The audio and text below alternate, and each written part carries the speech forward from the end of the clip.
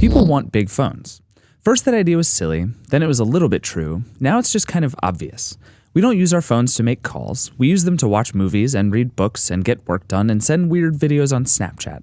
So we want phones with big screens and great cameras and good battery life and lots of apps. So Apple made that, exactly that. This is the iPhone 6. There's really nothing more accurate to say about the iPhone 6 than it's a big iPhone. It's taller and wider and slightly heavier than last year's iPhone 5S, though it's actually a bit thinner. It comes in the same 3 colors as the 5S, silver, gold, and space gray, plus 3 storage options. You either get 16 gigabytes, though I wish the base option were 32, plus 64 or 128 gigs if you upgrade. It has much slimmer, rounder edges than the 5S, which makes it both a little more comfortable and a little less starkly impressive. Because it's thinner, it's still easy enough to hold in one hand, though I definitely have more trouble using it than the 5S.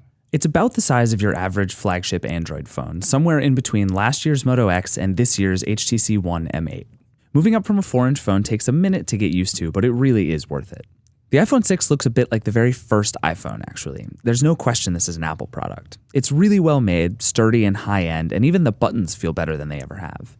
The power button is on the right side now, which took forever for my fingers to relearn, but is definitely the right location. And the volume buttons are a little longer and a lot clickier. The only real design flaw in my mind is the stripes along the back where the antennas go. They outline the top and bottom of the iPhone 6, and they almost look out of place on an otherwise clean design. Same goes for the protruding camera lens, which looks a little odd and makes the phone wobble slightly if you put it down on a flat surface, but it's really not that big a deal. The front of the phone is all about the new 4.7-inch 1334 by 750 screen. It looks great, like iPhone screens have for a while. I can't make out individual pixels, and it's totally visible outdoors. The screen curves into the edges of the phone, which makes swiping and tapping feel a lot more natural. The iPhone 6 doesn't feel like a box with a screen on top. It feels more authentic somehow. Most apps upscale pretty simply onto the bigger display. Developers can change them to suit the screen, or text and pictures just all get a little bigger. But I imagine most developers will pretty quickly update to show more at once instead of just the same but bigger. In some places, having a big screen makes a huge difference. I instantly started typing both faster and more accurately on the larger display since there's just more room. Movies look better, framing photos is easier, you can see more emails at a time on the screen. It's great. But I can't help but wonder if Apple could or should have done more with this big screen. You get an extra row of icons on the home screen, a neat recents menu in your multitasking window, and not that much else. There's a strange but sort of useful reachability mode where you double tap the home button and the screen literally slides down so you can reach it. On the iPhone 6 Plus, there are a few other changes like landscape mode and a few apps, but on the 6, even though there's a bigger display and a lot more space to play with, nothing really changes. It's bigger and better, but it's the same. That idea really persists across everything about the iPhone 6. It supports faster LTE, voice over LTE, Wi-Fi calling, and a handful of other new standards and upgrades. There's a new A8 chip, which is noticeably faster than even last year's A7, and the M8 motion processor can tell you how many flights of stairs you've climbed in addition to your steps and lots of other health data. Even the speaker is louder, which I actually really appreciate. The battery is a little bigger and noticeably better. I could charge it one night and then not need to again until midday 2 days later, and that's with pretty heavy use. I'm still charging it every night, but I can forget and not worry about it. Those are all updates you won't really see, though. They just run in the background and make the iPhone 6 slightly better and faster than the 5S. The one you will see is the camera. It's still 8 megapixels, but the camera's been upgraded in a bunch of great ways. It uses what Apple calls focus pixels to do phase detect autofocus, and it is just insanely fast. I hardly even notice it focusing, yet shots always come out right. You can take higher resolution panoramas now thanks to the faster processor, and they look amazing. But my 2 favorite features both have to do with video.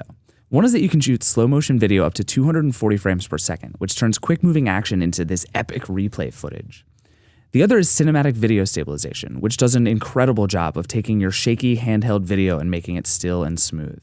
You can see the frame warp and bend a bit as it works, but the effect is amazing. There's lots of new software here. Time-lapse videos, burst selfies, a new Photos app, and more. The camera has always been the iPhone's killer app, and the iPhone 6 is a big upgrade. The rest of the story of the iPhone 6 is the story of iOS 8. There's now predictive typing on the keyboard, which is sometimes useful and sometimes hilariously not useful. The Health app plugs into the M8 processor and eventually into the Apple Watch to tell you your steps, your elevation, and all sorts of other fitness data. Messages lets you talk with your voice and leave group messages, which, thank God. My favorite upgrade, though, is to Spotlight, which now also searches the App Store, the web, Wikipedia, and more, all from the one pull-down window. It's just super handy. Apple's software and its app ecosystem have always been what set the iPhone apart, and that hasn't changed here. The iPhone 6 is weird. On one hand, nearly everything about it is better. Bigger screen, faster processor, more impressive and versatile camera. It's the best iPhone yet, and it's the one I suspect most people will buy. For me, at least, the 6 Plus is just too big. I was hoping that when it made a bigger phone, Apple would do things or change its plan to really show off the promise of a larger screen, to make it easier to use and take full advantage of. But it didn't. Apple just made a bigger iPhone, the same thing I've used for years. That's okay, and again, this may well be the best smartphone on the market.